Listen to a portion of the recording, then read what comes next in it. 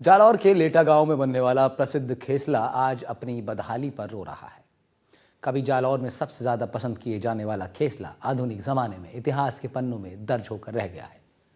हाथ से बने कंबल को स्थानीय भाषा में खेसला कहते हैं। इसकी अनोखी विशेषता यह है कि यह 100% शुद्ध कपास से ही तैयार होता है। ये रिपोर्ट देखिए।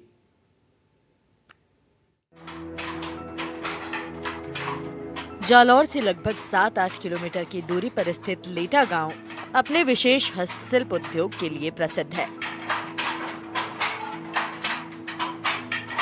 लेटा गांव में खेसला बनाने का काम पिछले कई दशकों से चल रहा है, लेकिन अब जालौर का प्रसिद्ध खेसला अपना अस्तित्व खोता जा रहा है। कभी लेटा गांव में 100 से ज्यादा परिवार के लोग इस काम को करते थे, लेकिन अब कुछ ही परिवार के लोग ये काम करते हैं। पहले के जमाने में लोगों को काम के बदले दाम अच्छा मिल जाता था, लेकिन अब आधुनिक जमाने में ऐसे हाथ से बनने वाले खेसला की डिमांड कम होती जा रही है।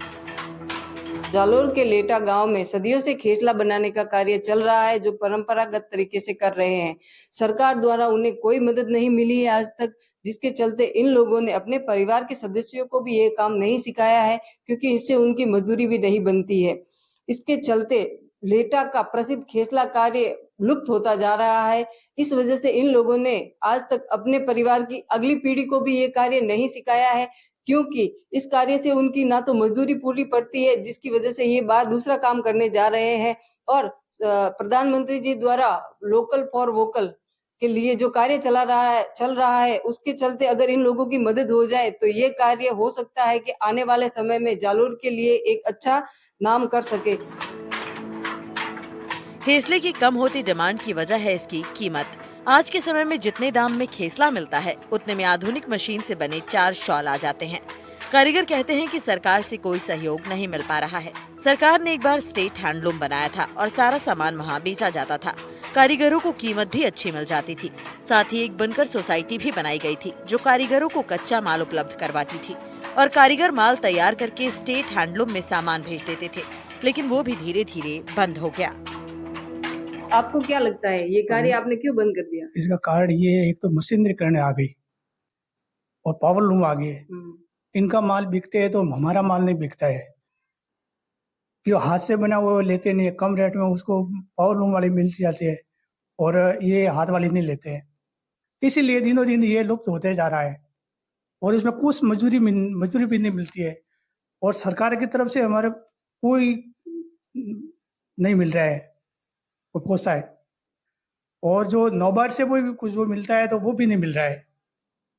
इसीलिए दिनों दिन लुप्त हो जा रहा है। अगली पीढ़ी इसको करना नहीं चाहती है। तो अगर सरकार द्वारा आपको मदद मिलती है और ये कार्य करने के लिए आपको बढ़ावा मिलता है, तो क्या अपनी पीढ़ी को आगे करना सिखाएंगे ये कार्य? हाँ, इनको आगे कहेंगे और ये इसको लुप्त नहीं होने देंगे और सिखाएंगे। और आज तक कितने लोग इस चीज को पसंद कर चुके हैं और कितने लोग यहाँ आके विजिट कर चुके हैं? इन्हें पहले जमाना में 100 लूम यहाँ चलते थे, लेकिन अभी दिनों दिन लुप्त हो गए हैं। इसीलिए 5-6 से ग्राउंड में ये लूम चलते हैं। और आपके साथ कितने लोग कार्य कर रहे हैं और आपके आसपास कितने घर हैं जो ये काम कर रहे हैं? सिर्फ 6-7 गाँव घर। आज भी कुछ परिवार इसी काम से अपने परिवार का पालन पोषण कर रहे हैं। कुछ राजनेता खेसले से बनी कोटी पहनते तो हैं, लेकिन फिर भी इस काम को करने वाले लोगों को कोई सहयोग नहीं मिल पा रहा है। अगर सही समय पर खेसला बनाने वाले परिवारों को सहायता नहीं मिली, तो जालौर में कभी बड़े पैमाने पर बनाए जाने वाला खेसला इतिहास के पन्नों में दर्ज होकर रह जाएगा।